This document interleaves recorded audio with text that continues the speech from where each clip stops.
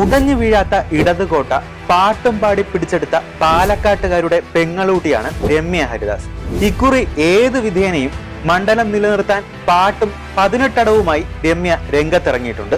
കയ്യിന്നു പോയ മണ്ഡലം തിരിച്ചെടുത്തേ മതിയാകൂ എന്ന വാശിയിലാണ് ഇടതുപക്ഷം. അതുകൊണ്ട് മാത്രമാണ് ഒരു മന്ത്രിയെ തന്നെ CPM സ്ഥാനാർത്ഥിയായി ഇറക്കുന്നത്. മന്ത്രിസഭയിലെ സൗമ്യമുഖം, പാർട്ടി പ്രവർത്തകർക്കും അണികൾക്കുമിടയിലെ നിർണായക സ്വാധീനം. മന്ത്രി കെ രാധാകൃഷ്ണൻ രണ്ടും കൽപ്പിച്ച് തന്നെയാണ് വിജയം എന്നൊരൊറ്റ ലക്ഷ്യം മാത്രം. പ്രതീകാത്മക കുഴിമാടം ഒരുക്കിയ പ്രശ്നത്തിൽ SFIയുമായി ഏറ്റുമുട്ടിയ വിക്ടോറിയ കോളേജ് മുൻ പ്രിൻസിപ്പൽ TN സരസുവാണ് BJPയുടെ തുറുപ്പുചീട്ട്. ഇത്തവണ എങ്ങനെയും വോട്ട് വിഹിതം കൂട്ടാനാണ് കാവി പാർട്ടിയുടെ കരുനീക്കം. പൊരിഞ്ഞ ചൂടിനിടയിൽ ആലത്തൂരിൽ ഇപ്പോൾ ആവി പാറുന്ന പോരാട്ട ചൂടാണ്.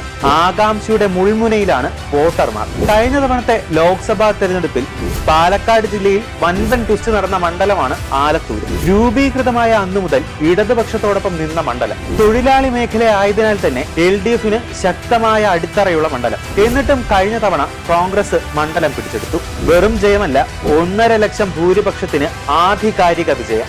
തൃത്താല, പട്ടാമ്പി, ഒറ്റപ്പാലം, കുഴൽമന്ദം, ചേലക്കര, വടക്കാഞ്ചേരി, കുന്നംകുള നിയമസഭാ മണ്ഡലങ്ങൾ ചേർന്ന ഒറ്റപ്പാലം ലോക്സഭാ മണ്ഡലമാണ് പിന്നീട് പുനർക്രമീകരണത്തിൽ 2009 ആലത്തൂർ മണ്ഡലമായത്. നിലവിൽ മണ്ഡലത്തിൽ വടക്കാഞ്ചേരിയും കുന്നംകുളവും ചേലക്കരയും പിന്നെ ആലത്തൂരും നെന്മാറയും ചിറ്റൂരും തരൂരുമാണ് ഉള്ളത്. 2009 മണ്ഡലം രൂപീകരിച്ച ശേഷമുള്ള ആദ്യ തെരഞ്ഞെടുപ്പിൽ മണ്ഡലം തിരിച്ചുപിടിക്കാൻ കോൺഗ്രസും തങ്ങളുടെ കോട്ട പിടിവിട്ടു പോകാതിരിക്കാൻ CPMും കിണഞ്ഞു പരിശ്രമിച്ചു. SFI അഖിലേന്ത്യാ പ്രസിഡന്റായിരുന്ന PK ബിജുവാണ് LDFനായി കളത്തിലിറങ്ങിയത്. കോൺഗ്രസ് സ്ഥാനാർത്ഥിയായി NK സുധീർ. അന്ന് 20,960 വോട്ടിന്റെ ഭൂരിപക്ഷത്തിൽ ബിജു മണ്ഡലം നിലനിർത്തി.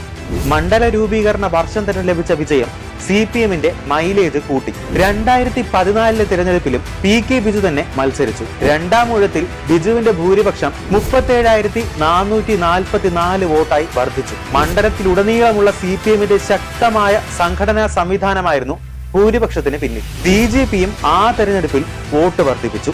ഇതേ തെരഞ്ഞെടുപ്പിൽ 21,417 പേർ നോട്ടയ്ക്ക് വോട്ട് രേഖപ്പെടുത്തി ശ്രദ്ധേയമായതും ആലത്തൂർ ലോക്സഭാ മണ്ഡലത്തിലാണ്. 2019 മൂന്നാം ഊഴത്തിന് കച്ചമുറുക്കി ബിജു രംഗത്തെത്തി. പക്ഷേ കോൺഗ്രസ് രംഗത്തിറക്കിയത് രമ്യ ഹരിദാസിനായിരുന്നു. അന്ന് കുന്നമംഗലം ബ്ലോക്ക് പഞ്ചായത്ത് പ്രസിഡന്റായിരുന്നു രമ്യ ഹരിദാസ്.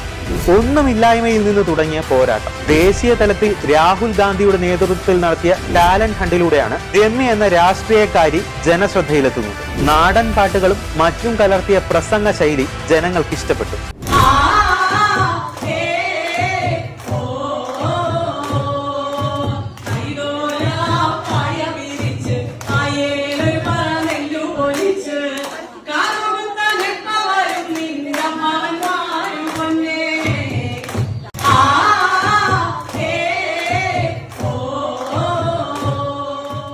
ആലത്തൂരുകാര് ആ പാട്ടിൽ മയങ്ങി. സോഷ്യൽ മീഡിയ ആലത്തൂരിന്റെ പെങ്ങളൂട്ടി എന്ന് വിളിച്ചു. അത് രമ്യയ്ക്ക് നൽകിയ മൈലേജ് വോട്ടായി മാറി. ഇടതുപക്ഷത്തിന്റെ അടിയുറച്ച കോട്ട തകർത്ത് 1.5 ലക്ഷത്തിലേറെ വോട്ടിന്റെ വൻ ഭൂരിപക്ഷത്തിൽ രമ്യ മിന്നും വിജയം നേടി. 2014 PK ബിജു നേടിയ ഭൂരിപക്ഷത്തിന്റെ 5 ഇരട്ടി. ഒറ്റപ്പാലം 27 വർഷത്തിനു ശേഷം CPMനെ കൈവിട്ടു. വെറും തോൽവിയല്ല, മണ്ഡലത്തിന്റെ ചരിത്രത്തിലെ റെക്കോർഡ് ഭൂരിപക്ഷത്തിനാണ് CPM നാണം കെട്ടത്. തികച്ചും അപ്രതീക്ഷിതമായ പതനം.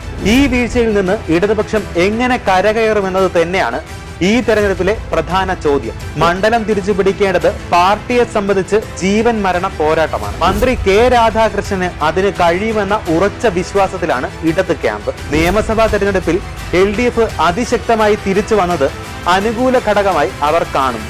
രമ്യയ്ക്കാണെങ്കിൽ ഇക്കുറി പുതുമുഖമെന്ന പരിഗണന കിട്ടാനിടയില്ല. അതൊരു ചെറിയ വെല്ലുവിളിയാണ്. MP എന്ന നിലയിലെ പ്രവർത്തനമാണ് ജനങ്ങൾ വിലയിരുത്തുക.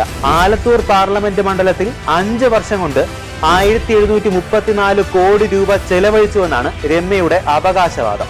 ആലത്തൂരിന്റെ പ്രശ്നങ്ങൾ രാജ്യത്തിന്റെ ശ്രദ്ധയിൽ കൊണ്ടുവരാൻ പാർലമെന്റിൽ 50ലധികം തവണ സംസാരിച്ചിട്ടുണ്ടെന്നും രമ്യ ഫേസ്ബുക്ക് പോസ്റ്റ് ഇട്ടു.